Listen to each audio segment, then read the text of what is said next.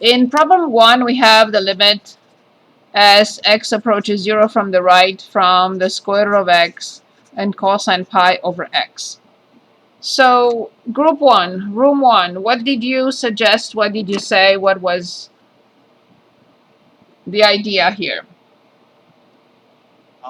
Could you evaluate the limit, like breaking apart the things because they're multiple together? So yeah, first of all, you have to say, well, where does this go? 0. Yeah. And where does this go? Undefined. Right. So this is basically D and E. You cannot conclude anything. So you could say, but 0 times D and E should be 0 theoretically, but we can draw a conclusion. So does anyone have an idea of how to address this situation? Squeeze theorem? Thank you very much. Who said that? My JC? Okay. Yes. Okay, indeed, the squeeze theorem. And we start with the bounded function. When I say that this function is bounded, what am I referring to? What is the idea then?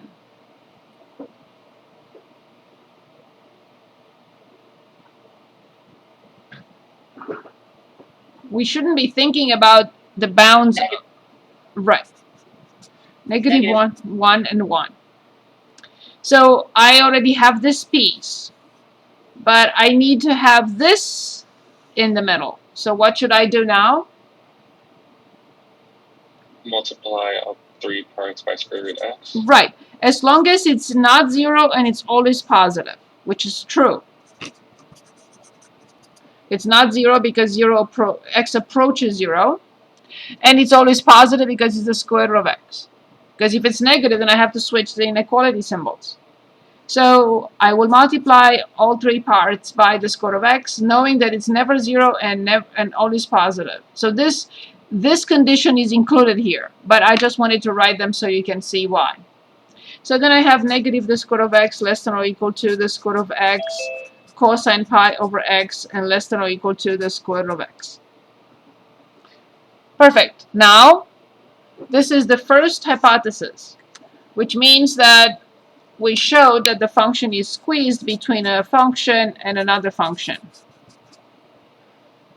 So please notice how I presented.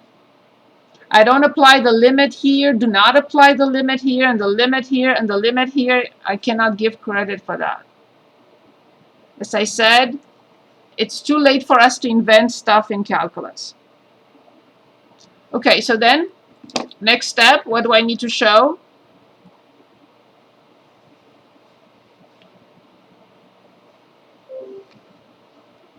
You need to show that f of x and g of x approach the same limit. I have to find the limit of negative the square root of x as x approaches 0 from the right, and I have to find the limit of g of x. I meant to write the square root of x. Sorry.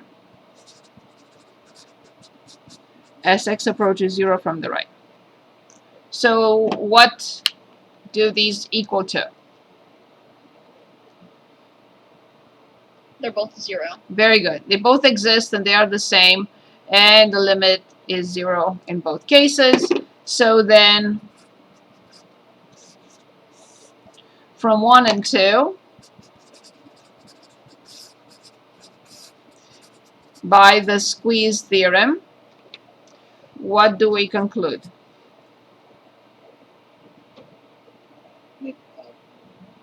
The limit when x approaches 0 from the right, square root x cosine pi over x equals 0. Thank you. Thank you, Gabriel. Very good. That's it. Good. Next problem. Any questions on this? Okay. What is the next problem that you would like to choose?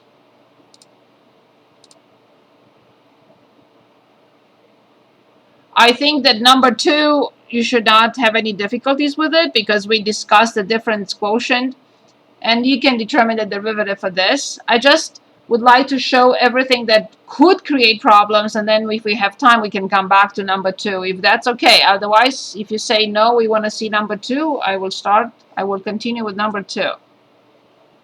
we do number 3? It's been a while since we. Right. So is number 2 okay if we skip it for now? Yeah. Yeah, that's okay. Okay, everyone. Are you going to post the answers to all the questions? You'll tell me which one you need. I'm not sure. Well, so since we don't have time to work all them out, but at least if we got the answer, we can work it until we find the right answer. Okay, so let's go to number 3 for now. So let's take a look. So we want to graph the piecewise defined function. So here it is. So we have f of x, the square root of 1 minus x for x less than -1, x squared minus 1 for -1 and 2, and x plus 2 for x greater than or equal to 2. So the problem is asking us a lot of things. Graph, determine the domain, range, state whether it's continuous or not, continuous from the left, from the right, if it has a removable discontinuity, etc., etc. So this will be determined easily from after we graph the function. Good. So can anyone give us the interval notation for all these?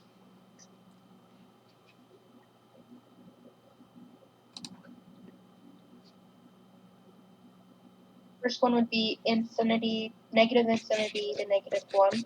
Good. And the second one would be -1 to to 2. Right. And the third would be 2 to positive infinity. Very good. So what is the domain of this function, Javon? Real numbers. Or infinity, negative infinity to infinity. No, it's negative infinity. Is it to -1 union? Very good. Awesome. 2 to infinity.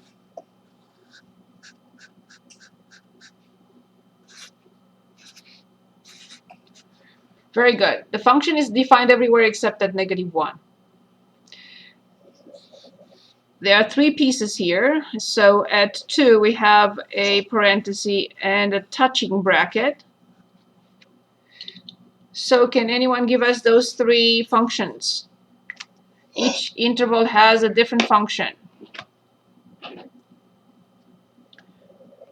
Mickey, will you tell us which functions we use for these 3? What do you mean by that? Do you mean the negative or square root of 1 minus x for the first one? That's it. Okay. And then x squared minus 1 for That's the second, and x plus 2 minus for the third. Perfect. Okay. So now let's plug in some numbers. So when I plug in -1, that's an ugly number, but that's what I get. It's the square root of 2. If I plug in -3, with -3, I have the square root of 4, so that will be 2. When I plug in -1 here, I get 1 minus 1, which is 0. When I plug in 0, I get -1. And when I plug in 2, I get 3. When I plug in 2, I get 4. When I plug in 3, I get 5. Without graphing, can anyone give us the limit as x approaches -1 from the left? The limit as x approaches -1 from the function that you will tell me. And then the limit as x approaches 2 from the left, and the limit as x approaches 2 from the right.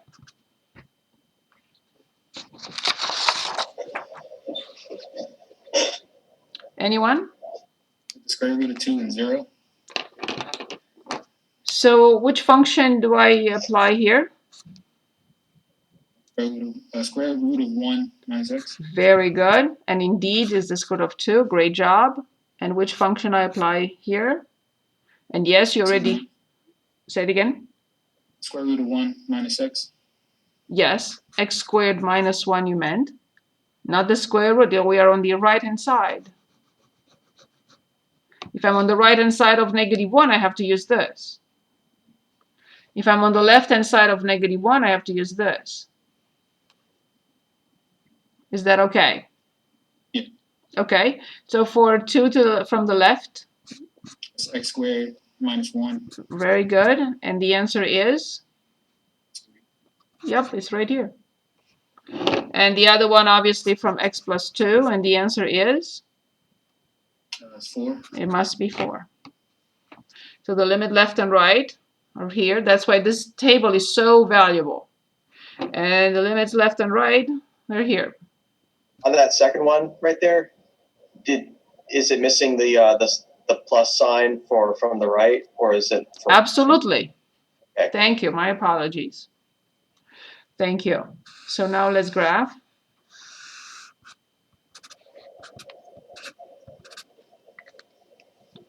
I'm going to use 3 different colors so you remember that they cannot overlap. I'm going to use red first. -3, 2. -1, the square root of 2, somewhere here, and it has to be an open point. And this is the graph of the square root of x. Of course, the square root of 1 minus x. Done. I cannot continue with the same color because it's a different function.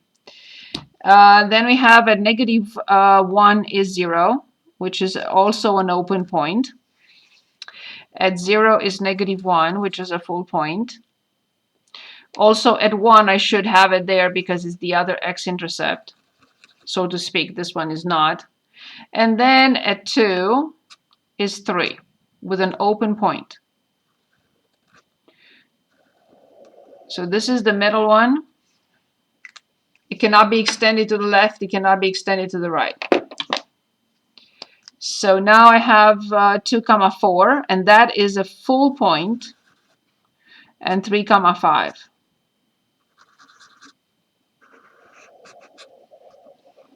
Can anyone give us the range of this function?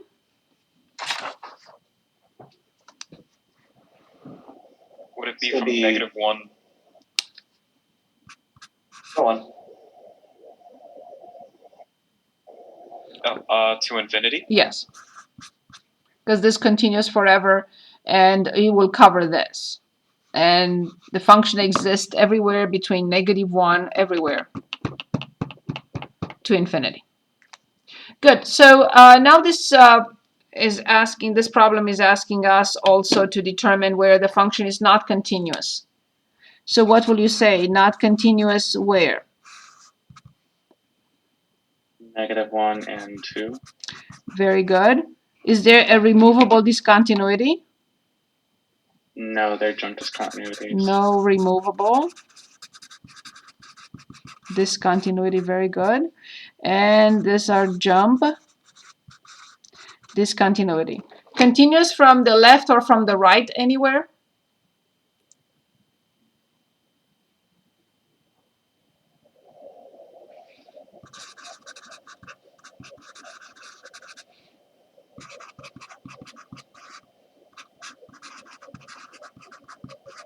Anywhere at any point?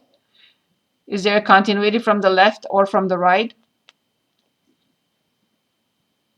For x equals 2, it's continuous from the right. Great job, thank you.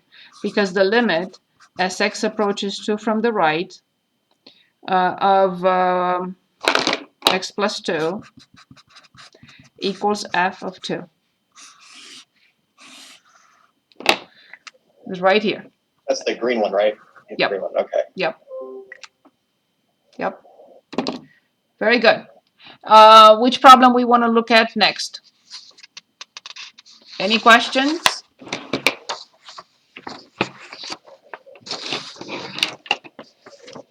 Which problem Can we is? go over 7 really quickly? Yes.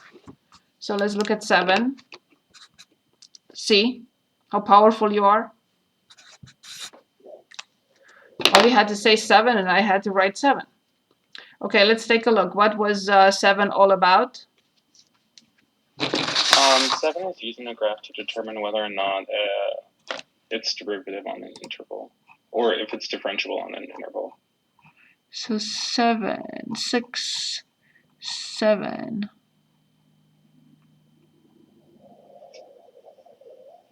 So in 7, we are only looking at when the function is, so the function looks like this. Right? Starts here. Is that the one? Yeah.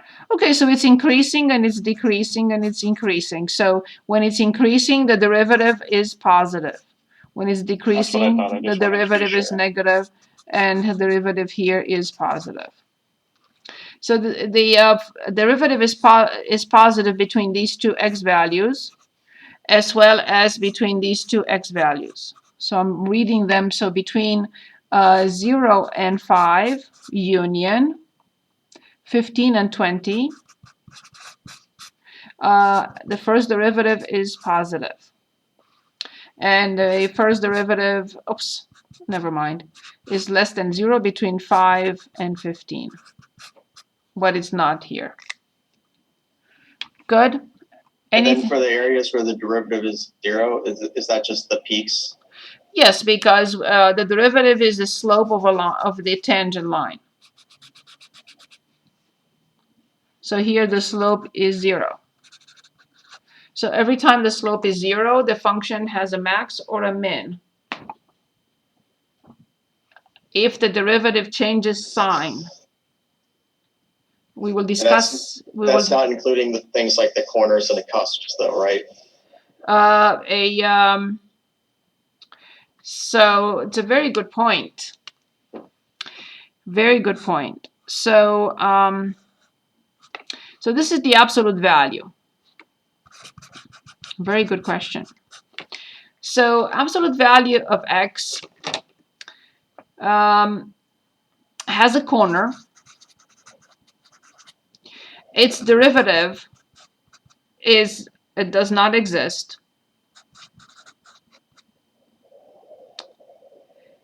But even if the derivative does not exist, the function can have, at that point, can have a minimum.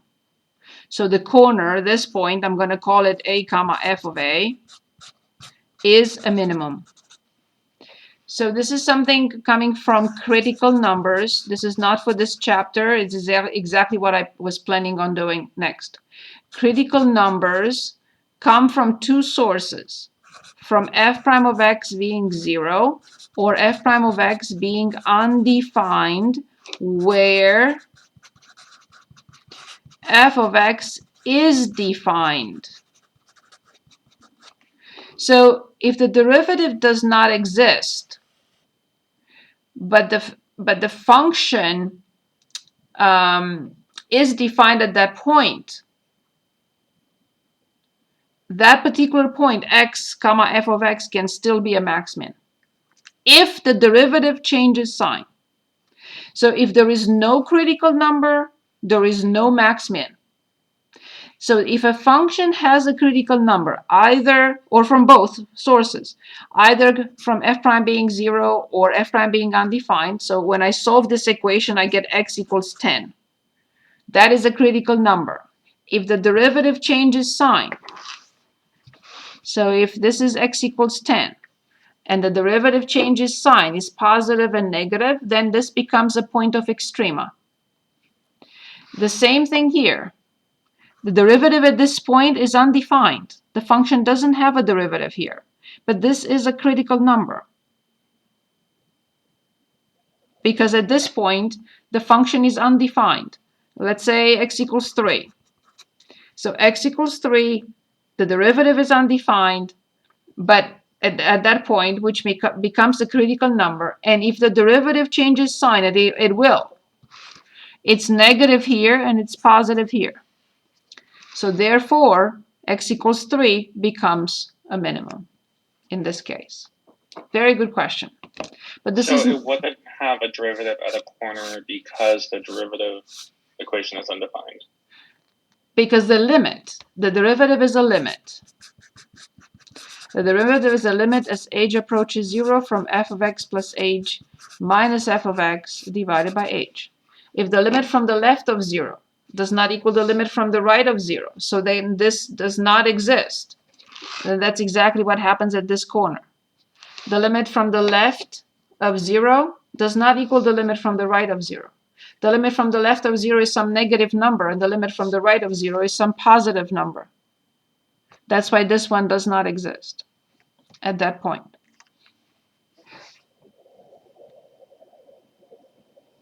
So always keep in mind the derivative is a limit. These are the two concepts that we talked about so far. The concept of the limit and the concept of the difference quotient. And why wouldn't a derivative exist at a cusp? Okay. It does not exist. So say it again. Y does not exist. Yeah, why does it not exist? Is it the same reasoning as It's the at the cusp it has a vertical tangent. It's infinity. Gotcha.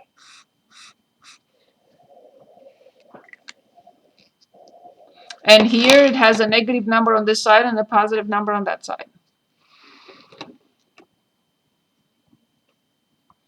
Anything else? Next question, next problem, what would you like to work on?